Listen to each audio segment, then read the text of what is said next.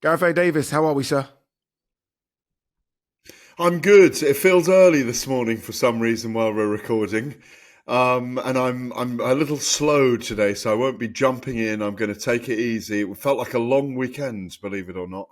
A lot to do after the event. It was a kind of exhausting night in Sheffield. I don't know if you found it the same because, Yeah. as you said, Dave Allen took a lot out of us, and there'd been the funeral or the memorial service of Ricky Hatton the day before. I wasn't there. I was still actually away, believe it or not. If I'd been in the UK, I'd have gone to it.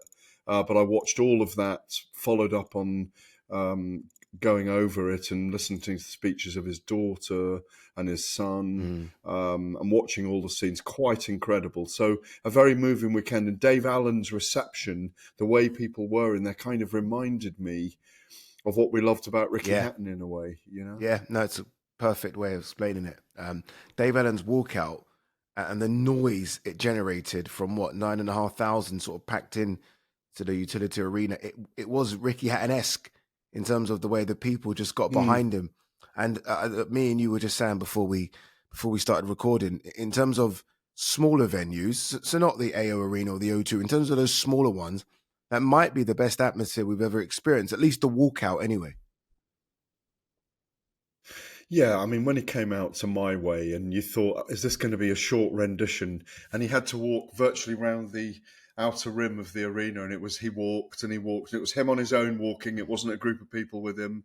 The cameras were on him. It's really worth going back and watching it if you haven't seen it, because Dave Allen, you can almost see in his body language, is this really for me? Yeah. Is this moment really mine? And then when he stepped out into the arena, he really he took it in, didn't he? He was like, wow. And he admitted afterwards, I think to Jamie Ward and to myself for talkSPORT, Jamie Ward for DAZN, he was in the ring doing the interviews, that he really had to stop himself from getting emotional and crying at that moment. So it kind of got a lot out of him because of that reception. It was very special. And weirdly, to the last in the fight, and I know we'll go into it and break it down, your heart just wanted him to win, but it was like the sword of Damocles was never going to fall on Arsen Mcmudov. It just wasn't going to fall on him. He just wasn't good enough. Yeah, and on that, this is what Dave Allen had to say to you after on the apron, pretty much saying what you just said there, that he wasn't quite at the same level as Arsen Mcmudov. Yeah, I wanted to do more, just didn't have it in me. And that's all right. Everyone watching this, we might not be the best at things, but as long as we try our best. I did try my best. I wanted to throw more. I was saying throw more. I'm trying. It's hard him. Wow, it hit me bad. Really, really bad a few times. Do you know where I were? I felt like I was in a disco. I was spinning. At one point, I was here and I thought, where the am I? Going around in a circle. It hit me bad. You know what? He's beatable. But he's beatable by the top guys. I'm not the top guys. That's fine. I've trained my hardest. Everything Jamie and Nige asked. I'm not body beautiful. I was fit as a fiddle. I'm not good enough. I might be a top 50 guy, top 75. I don't know. But I'm not top 20. And that's fine. I've tried my best. I've made everyone proud here, hopefully. And it is what it is. Dave Allen there speaking to Gareth Davies immediately after the fight. And there's a part of me, though, that was watching that fight, Gareth, and I understand what Dave is saying, that he's in there, right? He's the one shipping the punches from this 6'6" Russian giant. But there's parts of me that thought Dave was good enough, and that maybe there was a few times when Arsen Mcmudov was let off the hook where you kind of felt like another barrage, another go, another flurry, and Mcmudov was in trouble, because every time Dave did put it on him, it felt like Arsen Mcmudov didn't know what to do. He was holding, he was all over the place, his head was spinning back. So you almost felt like just another go, another little flurry of threes and fours, and who knows? I agree with you. I think people don't elucidate this when they look back on the fight. I haven't heard people talk about it that much. But obviously at the end of the ninth, with a barrage of punches, he had a very good chance, and Mcmudov looked in trouble, or marginally in trouble, less in trouble when I've watched it back than I thought he was at the time. But earlier on, when he hit him with a low blow, he hit Mcmudov the Russian line with a low blow. Mcmudov, he's got this tick, hasn't he? He walked back when he's stressed. His tick's there, that neck twist.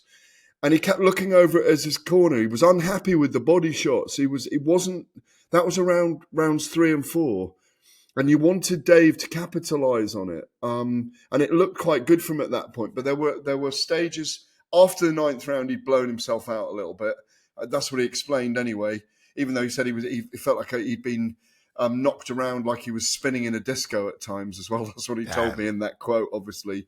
And the guy hit him really hard. But I thought there were opportunities during the fight, and they were looking for him to acquiesce to Dave's relentlessness. But there was pressure there.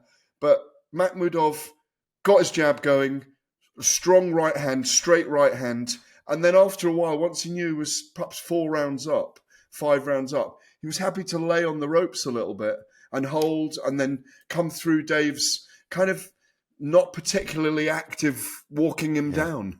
And that was the pattern of the fight, really, apart from a few flurries. Yeah, I do wonder if they expected Mcmudov to tire after sort of midway, and he didn't really, did he? I mean, he still started landing those big 1-2s. Like, he just kept on throwing. It was very basic, he's 1-2, but he just seemed to be able to land that 1-2 all the time. So it was a difficult one to take because, as you say, it just felt like it was the perfect moment for Dave Allen to have that big win and then get another name packed into the Sheffield Arena, or maybe even the O2 or a small stadium. And it's kind of like, it's not there anymore, is it? I mean, actually, let me throw that question to you. Is it there? I mean, will 9,000 turn out for his next one? Or, I mean, was that just a one-off, or is Dave now a ticket seller? It's a very good question, and it needs some thought, really, from his matchmakers. The matchmaking for Dave Allen's very, very important now.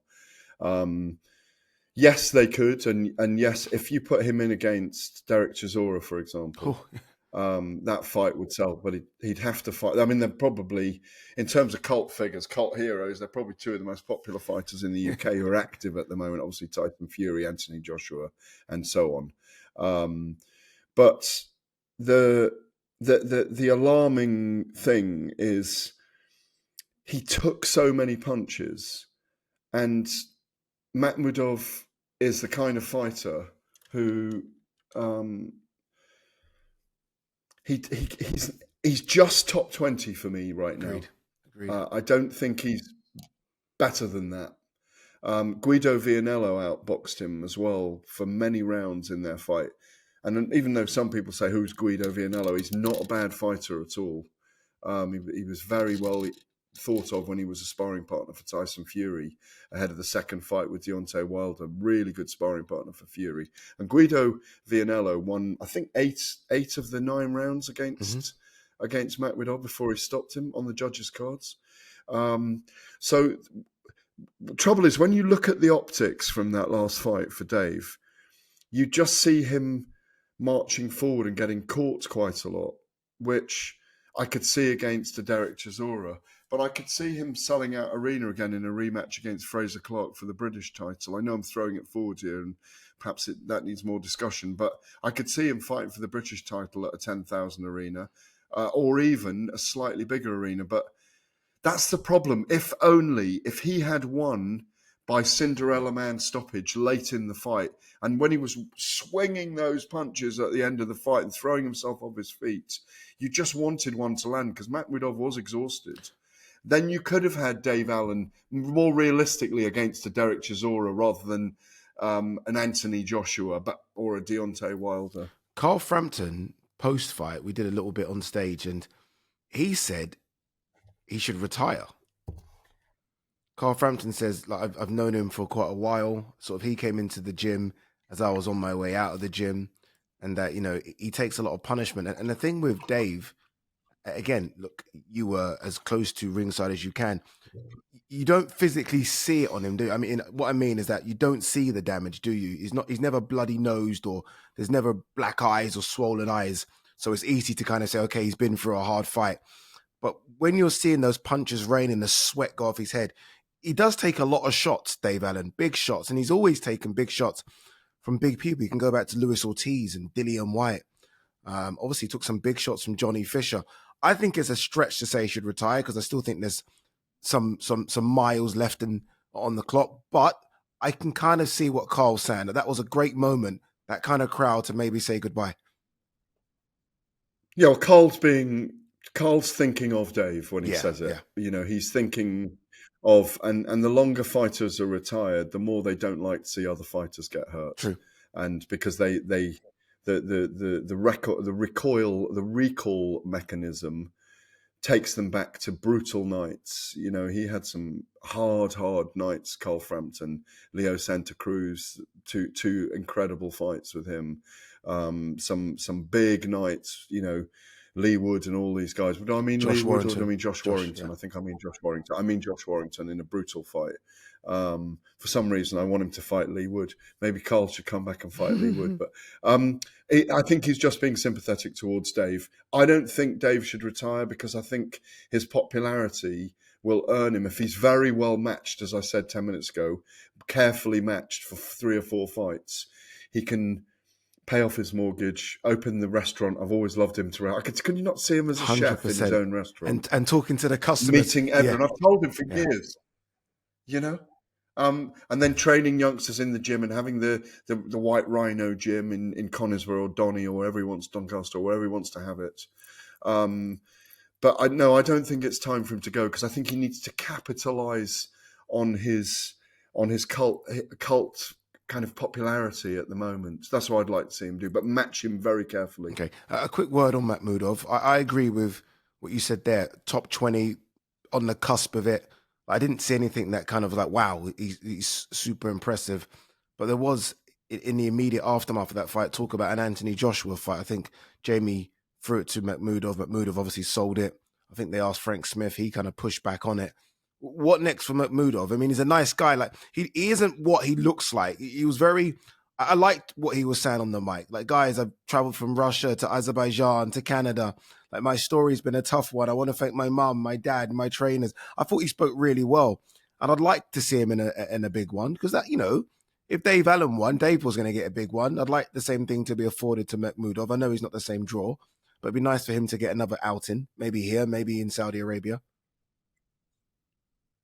Yeah, I've been to Montreal where Mcmudov lives now, where he's relocated, and been to one of his fights there. And obviously was there when his team were looking over Beterbiev when he fought Callum Smith out there. I was working for Top Rank at that event and talkSPORT, but working for Top Rank and doing a lot of interviews. It was a really interesting time to meet him in a place where he was away from Riyadh, where we've seen him lose, and here in the UK. Yeah, he is an ogre on the outside, but don't judge his book by his cover because his book is an extraordinary one. He's a very classy man, actually. He was classy in the ring afterwards. Agreed. He was classy enough to bring Dave over and raise his hand and say, "This man is special. Thank you for the way you fought me." I mean, he did throw 70 punches around, 840 odd punches is what he threw in that fight. Obviously, they didn't all land, but to go back to your point about the number of punches thrown, it was fairly catastrophic for Dave in terms of the volume of punches he took from a big man. He's a clubbing puncher. Yeah. He's got he's not the smoothest fighter, and he's like you say, he's a gentleman on the inside and he's an ogre on the outside, and he was a beast for Dave Allen. Dave Allen, for me, was that short of being good enough to beat him, though, by the way. He said he's not good enough. He was that short on the night of being good enough to beat him, even though he lost 10 of the 12 rounds. Yeah. And Mcmudov had a couple of points taken away as well, so it could have been really wide, couldn't it? Really, really wide on the scorecards. Yeah. Very quickly, the chief support, before we talk about what happened stateside, the chief support, Bilal Fawaz. Sorry, go on. What was you going to say? I was just going to say, because I didn't answer it, the Anthony Joshua fight doesn't do a lot for me, but it doesn't do a lot for Anthony Joshua as well, by the way. And I think Anthony Joshua blows Mcmudov away in about 4 or 5 rounds. Yeah, agreed. That's my view. I don't know what you're feeling. Same. I don't think it, I don't want to see AJ against Mcmudov.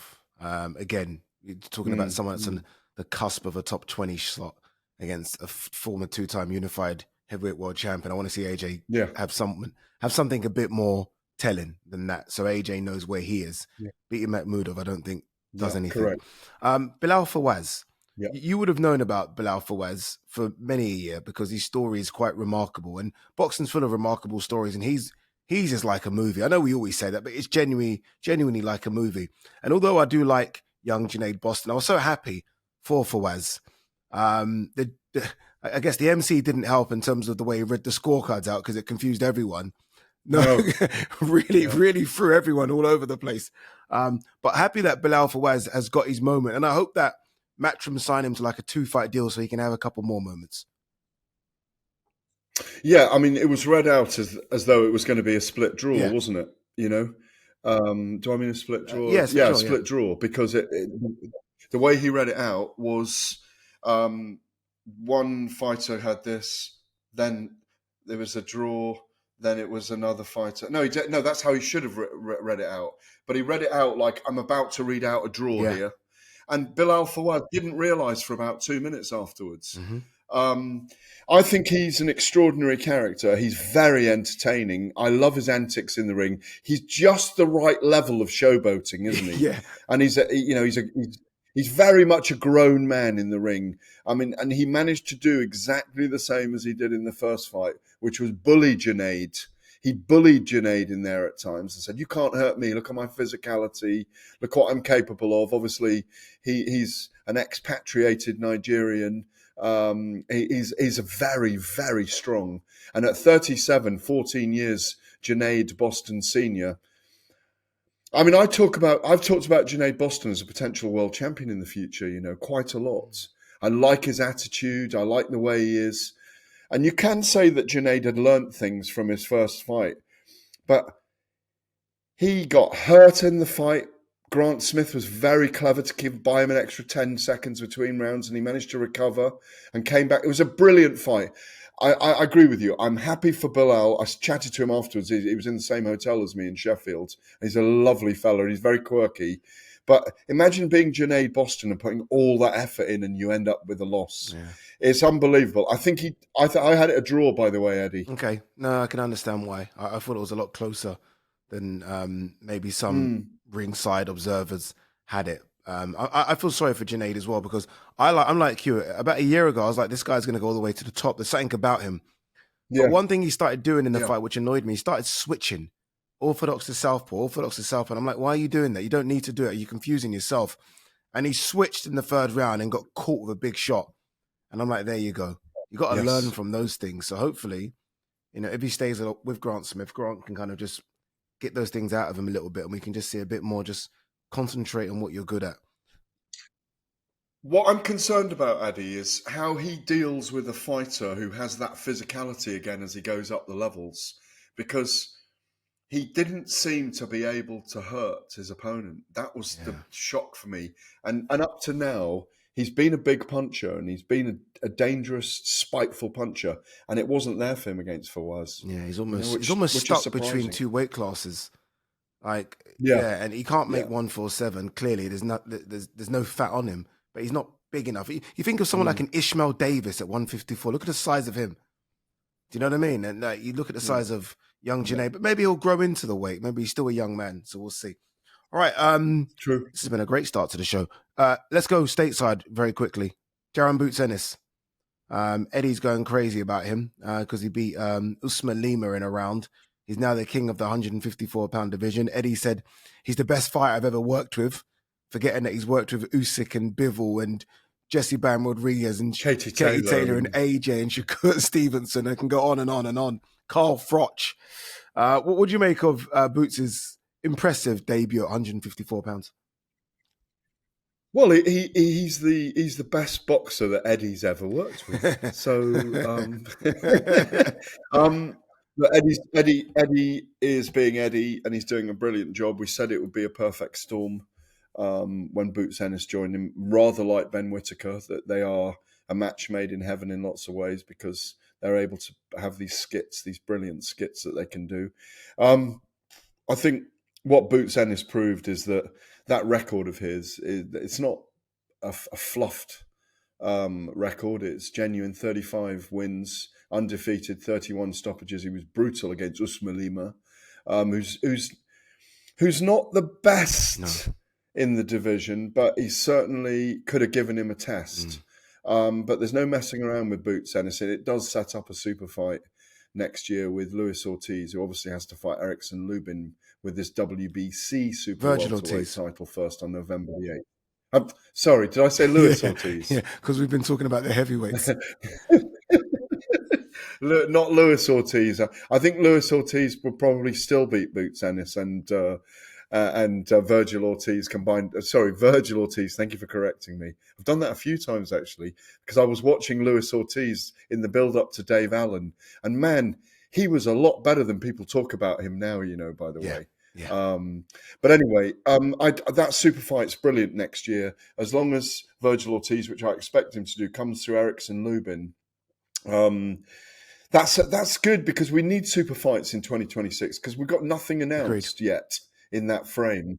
And I think that's a brilliant fight in America. It's a fantastic fight. Honestly, it really is. Because then you get Oscar versus Eddie as well. So you kind of get 2 for 1, if you like. It's almost at the start of another 5 versus 5. And I'd love it to be the headline act for a 5 versus 5, Matchroom versus Golden Boy. Because I feel like there's a few matchups that can happen. Shout. There are, aren't there? Like Hamza Shiraz versus Diego Pacheco. There are a few matchups that can happen in the weight classes. So it'll be interesting to see how that plays out.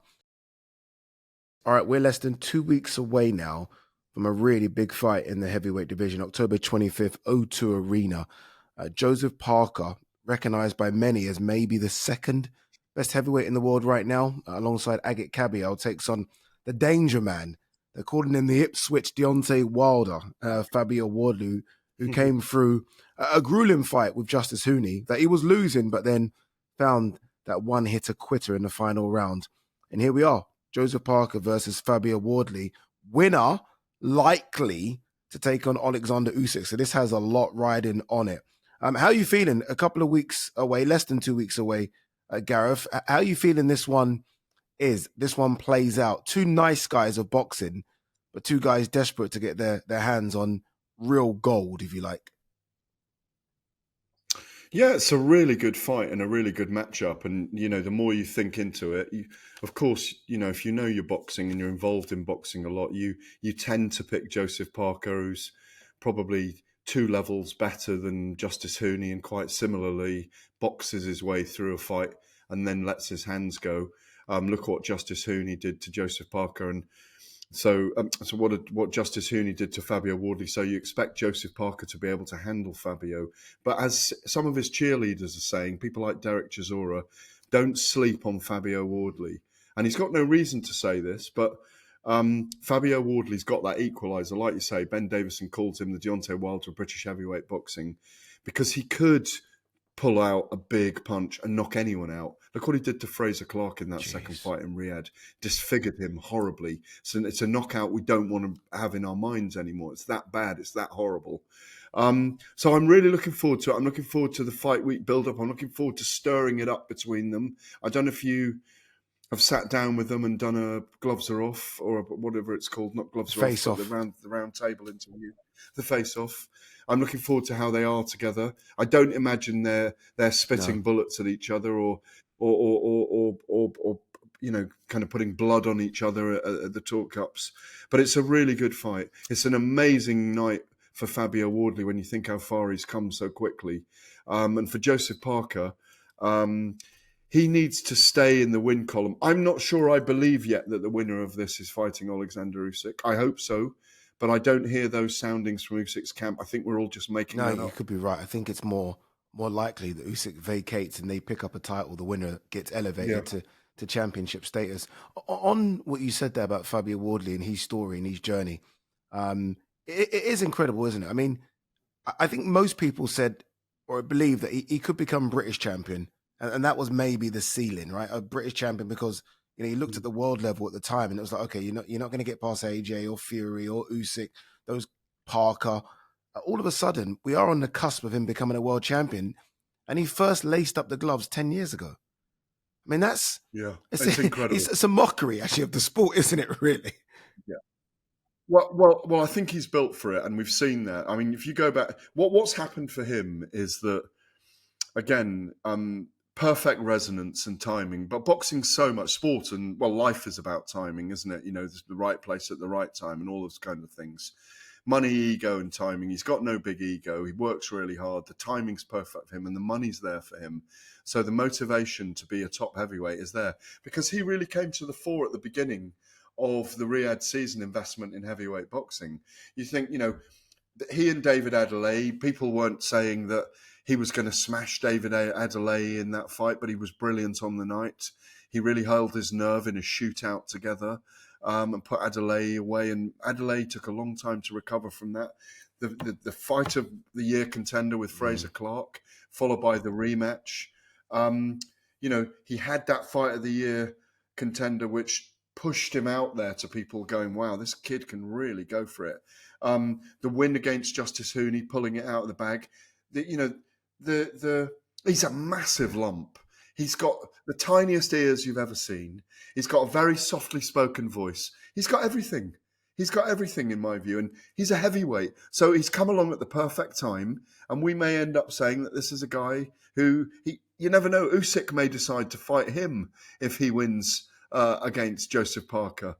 I don't know whether he will, because I can't see Usyk finding a way back into the division at the moment. I could see him taking a whole year off, which wouldn't surprise me. But Parker needs to be on his mettle, because he could be 6 rounds ahead and Wardley could come looking for a big punch and he could still knock him out.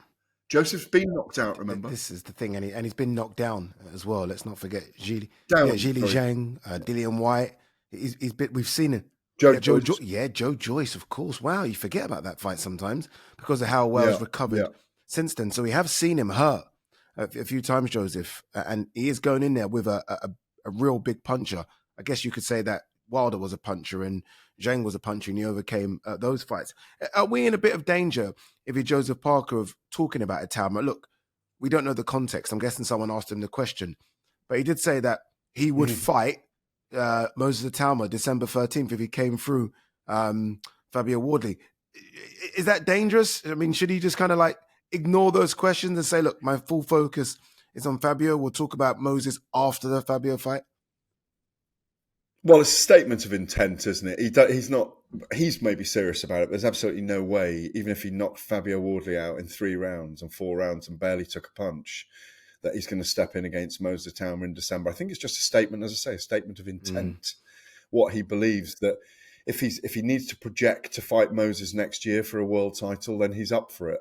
I think it's the right thing to say, but I don't think it's realistic, to be honest, to go from October the 25th, November, and have 7 weeks and then fight Moses in Manchester. And it's not a great move for him, in my view, because I think Moses is still a very dangerous fighter for most of those top 10. Yeah, the risk-reward fighting Moses isn't great at all. On that, Moses, December 13th, Chisora, December the 13th. We're filming this October 14th, so 2 months away. No news on opponents as yet. There's been rumours about Michael Hunter potentially for Moses. I saw Chisora put a poll out with a few names on it, Dillian White, Wilder, and I think Jarrell Big Baby Miller, but nothing yet. Any news on who either could be fighting? Yeah, I think he may end up fighting, say, Kubrat Pulev. Who, Moses? That's okay. Yeah. You mean both? Derek? Both Sorry, of them. Both. Who?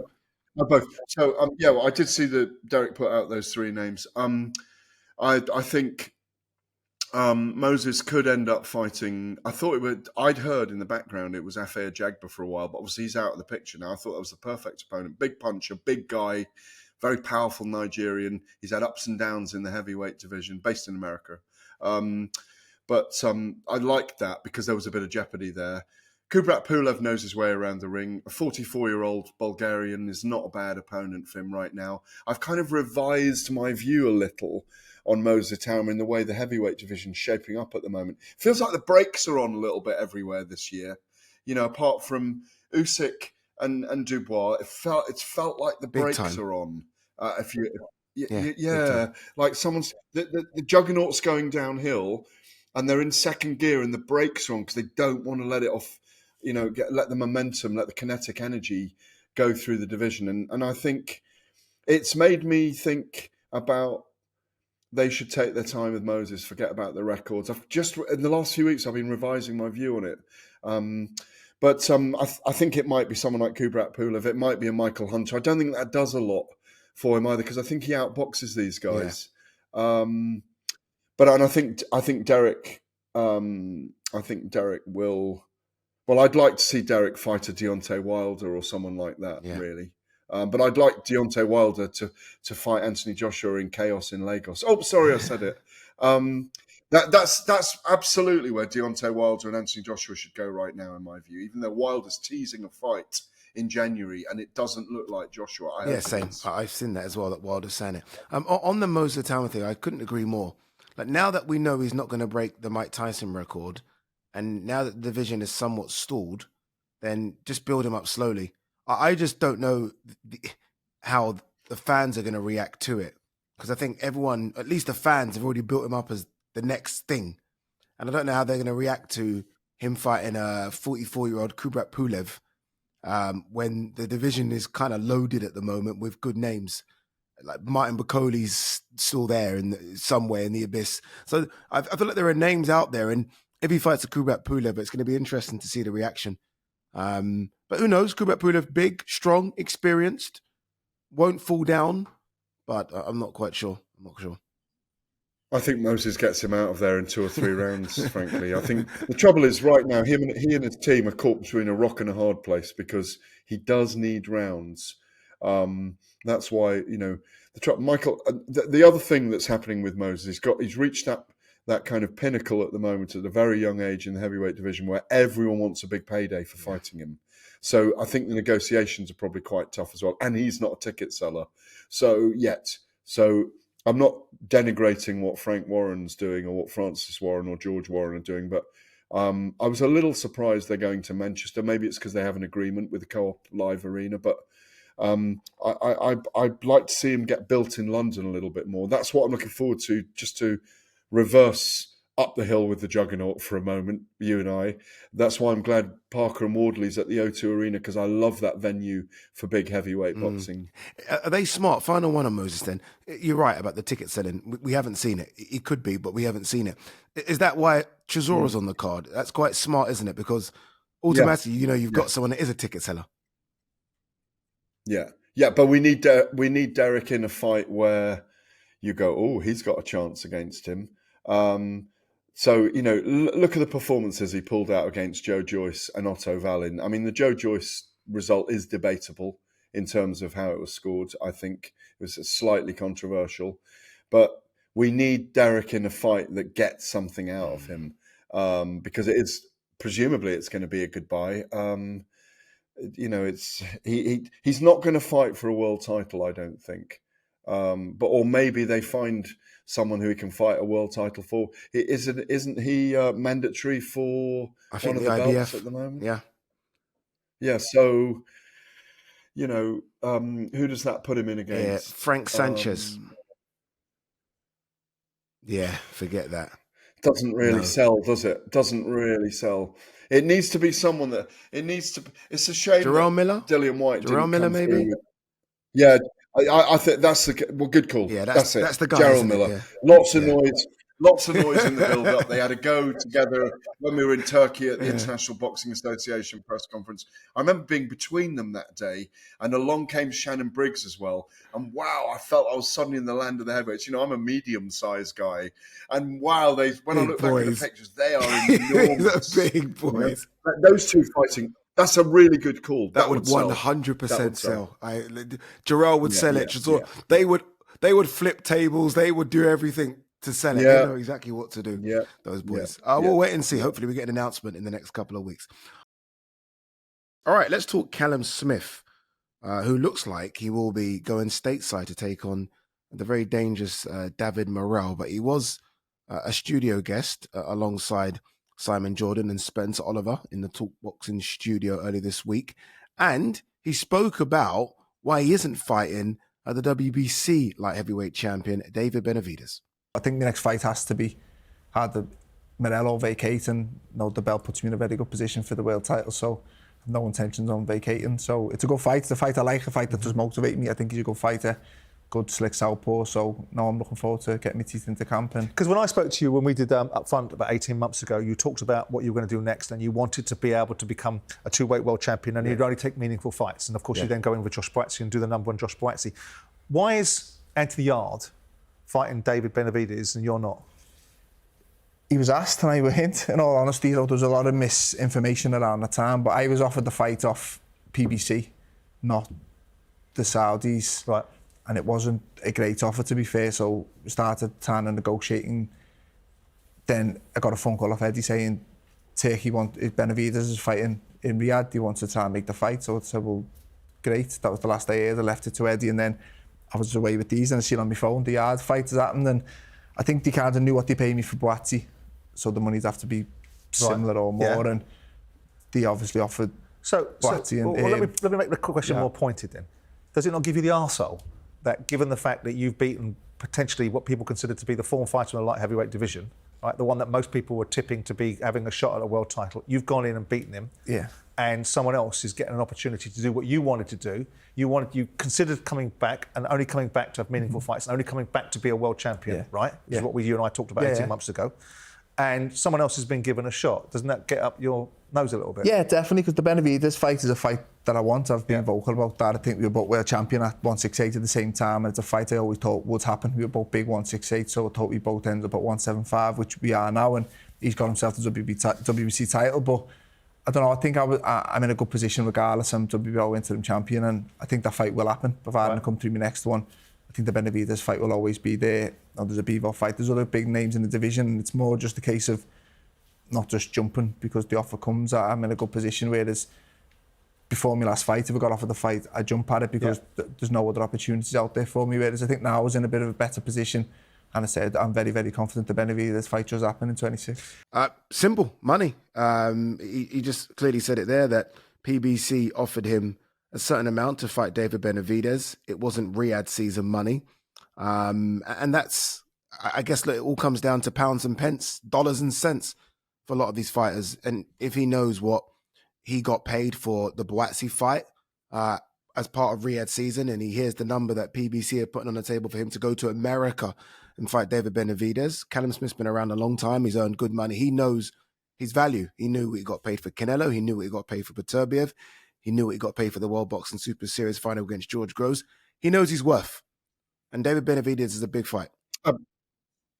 Absolutely, and you make the right point there. George Groves was a massive earner for him, by the way. Final of the, excuse me, super middleweights that took him to number one in the world, and a big night paid against Saul Canelo Alvarez. He took the risk against Artur Beterbiev in Montreal, as I mentioned earlier, in Quebec. It was brilliant to be there that night when Beterbiev was still at his very, very best. And this is a guy who doesn't talk a lot about himself. Even on the show, I watched some of the show back yesterday. You literally have to prize with a crowbar comment out of Callum, because he's not given to talking. He's a listener. Unlike me. Paul, unlike his brother, Paul. Unlike Paul. Yeah, completely. Exactly. But when they're together, you can tell that the family talks about boxing together all the time, and that they're on the same page with a lot of things. He's earned the right to have the right payment levels for himself, and he's not going to mess around. He produced, I think, one of his career best performances against Joshua Boazzi in Riyadh when we were there that night on an incredible card, and he showed he's still got it. And he's happier at light heavyweight than he ever was at super middleweight. I mean, he's incredibly tall, isn't he? How he squeezed that frame into weighing in at 12 stone till he was in his early 30s, I do not know. It beggars belief. But he's got real power, massively dangerous levers on the inside. And for a tall man, dangerous on the inside. David Morrell is a really good matchup for him. I really like that fight for him, because I think he's going to have to go into the trenches a little bit, because Morrell loves a toe-to-toe war, and he's a very physical character. But I really like it, and it's a fight I definitely either want to be at or definitely not miss a moment. Yeah, I think that's a great matchup. It's a tough one for Morrell as well. He's coming off two really hard fights. Obviously, lost to Benavidez, and I was ringside when he fought Katayev, which was the undercard of Hamza Shiraz Belanga. And that was a tough fight for him as well. So there's a part of me that wants Morrell just to have an easy fight, because I don't want Morrell to be done before he's there. And they put him in with Callum Smith. And I mean, if you're Morrell's coach and you watch Callum Smith versus Buatsi, you know your boy's about to go for another war. Because Callum Smith, and Morrell's a super middleweight coming up as well. So he's not the biggest light heavyweight. Whereas Callum Smith now is a fully fledged. I look at Callum Smith and I think he could be a cruiserweight. He's that big. I'm even shocked how he makes 175, because he made Buatsi look small, and Buatsi's not small. So it is an interesting move for both. But I guess money talks, and the winner will probably fight for a world title. I mean, everyone wants to see what Dimitri Bivol is going to do next. So interesting, but it's great to hear from Callum Smith. As you say, we don't really hear from him a lot. Doesn't talk. So well done to talkSPORT to get him on. Final word on the late great Ricky Hatton. As you said at the start of the show, it was his funeral last week Friday. Incredible turnout. The streets of Manchester absolutely packed. Thousands were there. I was unfortunately in talkSPORT, so I couldn't be there, and I would have gone there. But I did say, he is the people's champion, and rightly so, the people turned out for him. Yeah, stars of screen, stage, personalities from British life as well, of course. As Paul Smith rightly said on the boxing show on Monday, and more flat noses than you've ever seen in a cathedral before. Which I thought was a great line. Looking around, there were obviously in paean, in great tribute to Ricky Hatton and what he meant to the boxing world. He was everyone's friend, and it is a very sad day to mark his leaving this life. It's been 3 weeks of very painful thoughts about Ricky, and lots of people someone sent me a picture of 2009 when I was walking around the MGM Grand. It was Mark Robinson, the photographer, and I had hair all the way down here, and Ricky had his sun hat on, and there were 4 or 5 of us there walking with him. Such great memories with the man, and even up to this day. I mean, I worked for DAZN with him a few times, Addy, and I've mentioned it on our show before, and it's just a pleasure to be around.